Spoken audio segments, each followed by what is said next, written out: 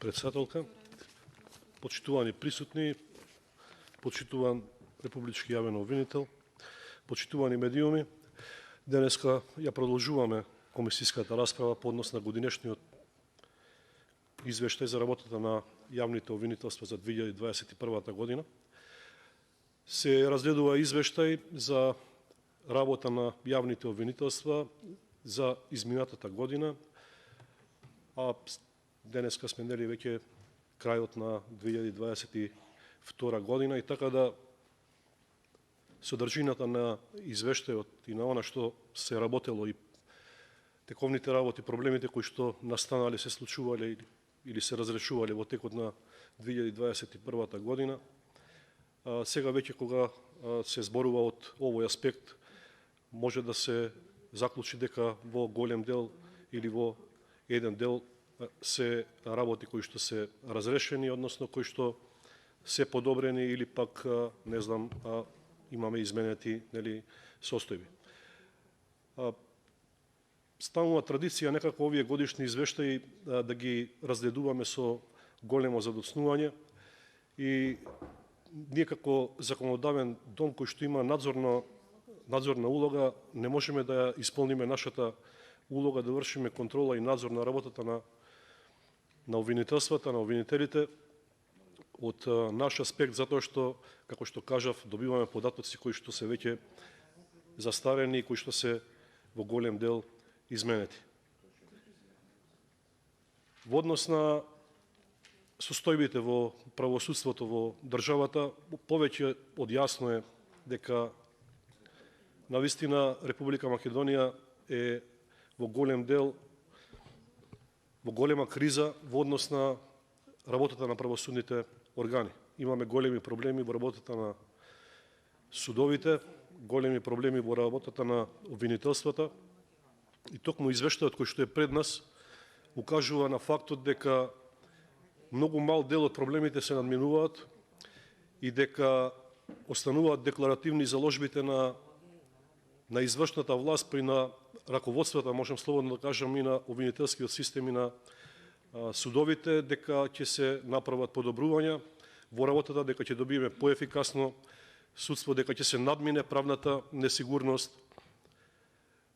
дека ќе завладее правото кој што е основен столб и ако знаеме дека токму во моментов како и од страна на Европската Унија бевме оценувани токму во овој дел. Новите анкети покажуваат поразителни резултати, излегуваат анкети во кои што се гледа дека постои огромна загриженост кај населението во правосудниот систем, голема недоверба, нешто што иако беше лошо во минатата година, гледаме дека станува уште полошо и можам да кажам слободно дека е допрено дното и сега кога пред нас имаме еден извештај за работата на јавните обвинителства и пред нас го имаме републичкиот јавен обвинител, можеме слободно да адресираме дека голема заслуга во градењето на недоверба во системот има и денешниот присутен господинот Јовески, затоа што треба човек самиот на себе да си признае кога работите не се добри и не одат во добра насока, кога се зголемува недовербата во системот и во институциите, кога имаме луѓе кои што се незадоволни од тоа што ни се случува во државата, дека треба некој да понесе одговорност. Јас не очекувам дека додека е оваа влада, дека некој ќе понесе одговорност затоа што имаме големи проблеми во функционирањето и на политичкиот систем и на правосудниот систем, но сепак апелите се за консолидација на правосудниот систем, за расчистување на случаите кои што се повеќе се натрупуваат и прават земјотрес во општествениот живот на државата и сметам дека токму господинот Јовески е една клучна алка во градењето на оваа недоверба. Навистина, кога се водеше расправа и во однос на изборот на уставни судии, ние на неколку пати повикавме да бидат присутни тука кандидатите за уставни судии. Не бевме удостоени во нашето барање, што сметам дека би требало да биде една добра позитивна пракса во иднина, да кандидатите за уставни судии бидат тука и да се соочат со нас, како што денеска имаме можност да се соочиме со Републичкиот јавен обвинител и да ги кажеме нашите забелешки на функционирањето на системот. Како што кажав, огромна недоверба, само 3% веруваат во обвинителството или огромен дел од луѓето не веруваат. 18% имаат ниска доверба, 26% се во почетна фаза на недоверба, што значи дека расте незадоволството. Она што најмногу ме погоди вака како граѓанин на Република Македонија е фактот што апелите на странските амбасади почнуваат веќе и да се инструментализираат преку испраќање на комисии кои што се за борба против корупцијата. Па зарем треба некој да дојде од страна да ни каже дека не функционираат тука работите? Зарем не изградивме во овие 30 години правосуден систем кој што ќе биде функционален, кој што нема да биде под влијание на политичари, на бизнисмени, на олигарси? И зарем треба да дојде некој друг од страна да ни каже дека не функционира ништо во државата, за да почнеме како политичари, како влада, како обвинители, како судии да реагираме со изјави, со интервјуа дека навистина не е добра состојбата со корупцијата во државата, дека не функционира правосудниот систем и дека навистина нешто не е во ред и дека треба нешто да се преземе. Токму изјавата на американската амбасадорка беше во таа насока. Тимот за санкции кој што беше испратен, најверојатно почитуваниот обвинител Јовески знае за што е испратен. Најверојатно се работи за огромни коруптивни скандали кои што остануваат без реализација, без судска разрешница, без обвинителска, да речам, разрешница, многу грешки во постапките, намерни грешки во постапките. Гледаме што ни се случува во последно време. Паѓаат пресуди, се враќаат во првостепена, се враќаат повторно во постапки во судовите. Кои се тие грешки, каде е одговорноста, дали е одговорноста кај обвинителите, дали е одговорноста кај судиите.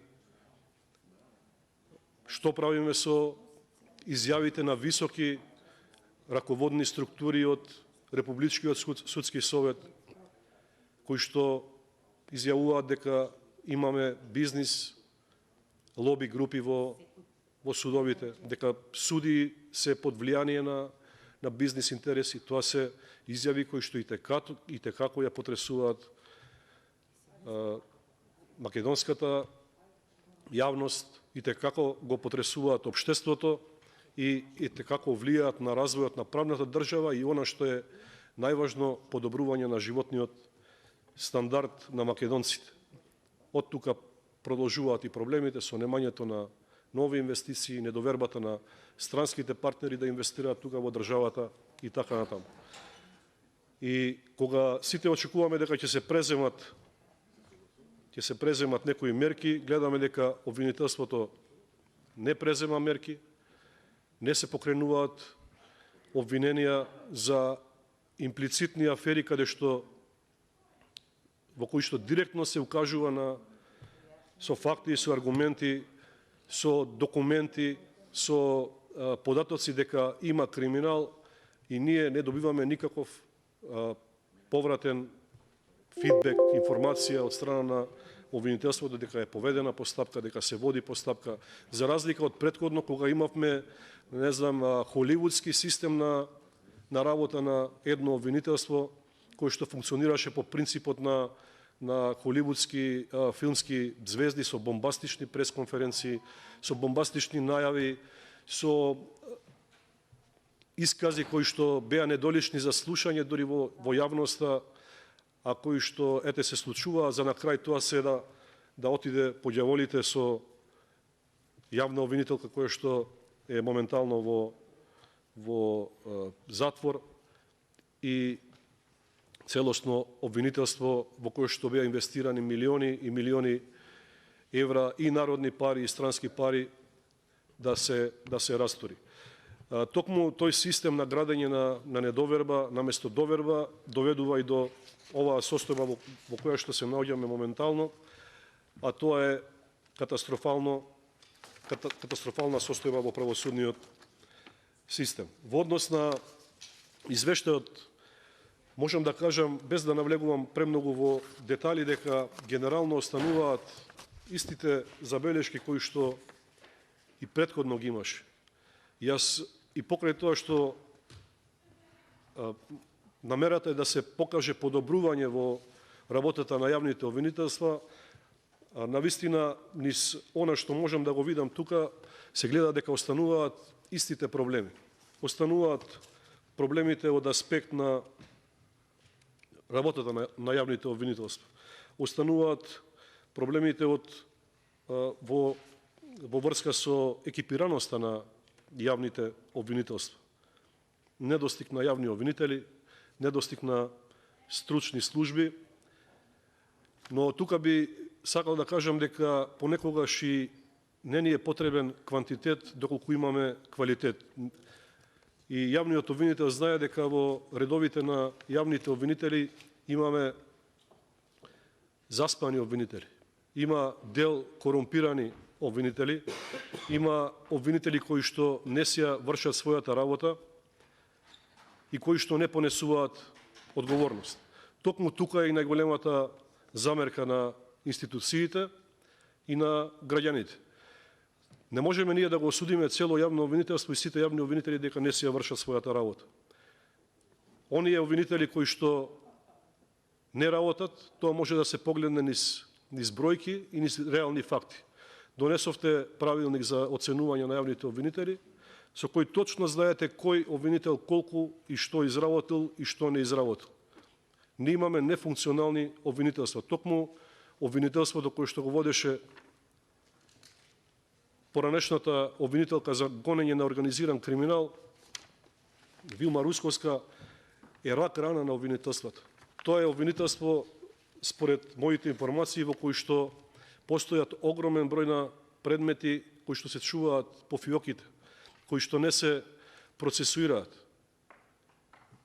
Тука можам да кажам слободно дека се прават оние најголеми затајувања и малверзации. Дали е тоа по вина на поранешната јавна обвинителка, дали е по вина на обвинителите кои што работат во моментот, тоа треба навистина во голема мера да се истражи, доколку се потврдат наводите дека навистина има затајување, неработа, непроцесуирање на предмети, сметам дека тука треба да настапите со силна акција за расчистување на овие дилеми.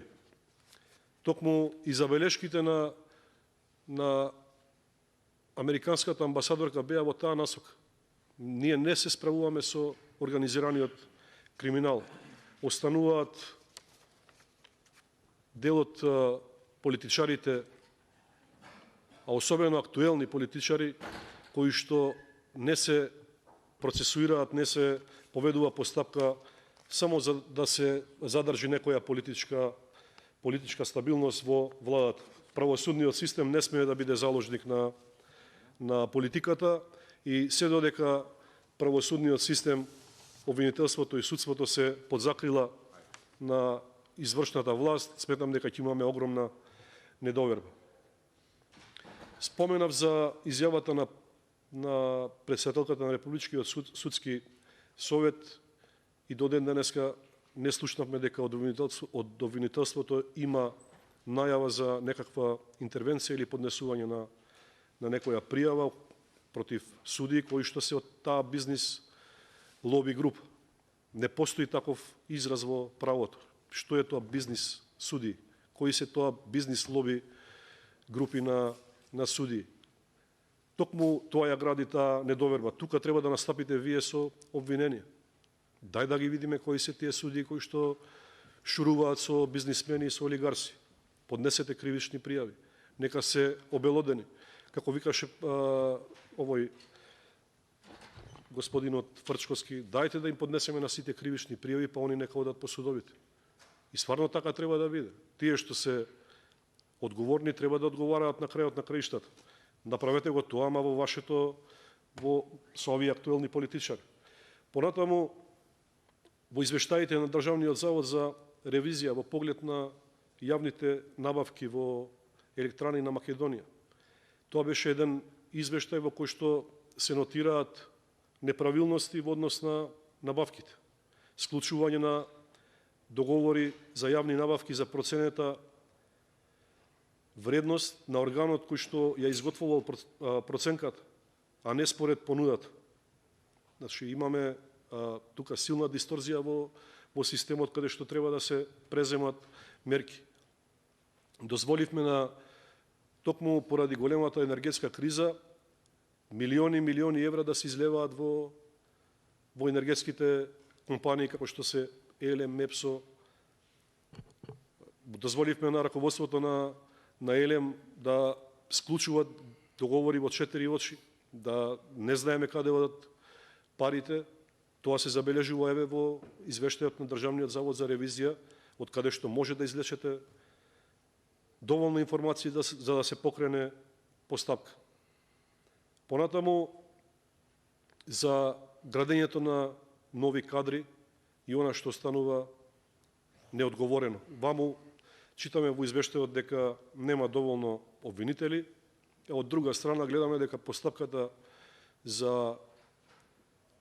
во Академијата за суди и јавни обвинители оди со кандидати кои што имале сертификати за познавање на странски јазици кои што биле лажни. Ние чекаме нови регрути, нови обвинители кои што ќе бидат криво насадени, со мана, со фабричка мана. Зарем со сета почит за сите оние кои што навистина честно и се образувале и се усовршувале, но сепак доколку имаме такви, треба на време да се реагира, за да не дојде после како случајот со последниот, каде што имаме полагање на правосуден испит пред да се заврши соодветно образование.